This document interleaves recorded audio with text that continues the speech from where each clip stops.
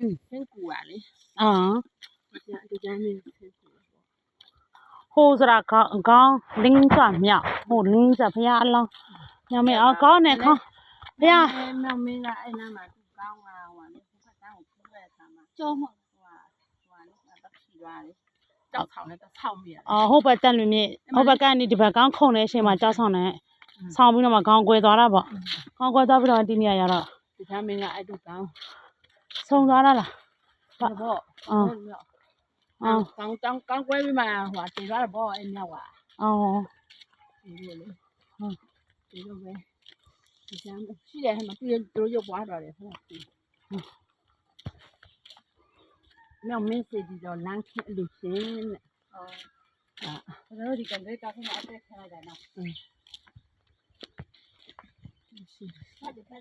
ကန်နေမိကန်မမြောင်မင်း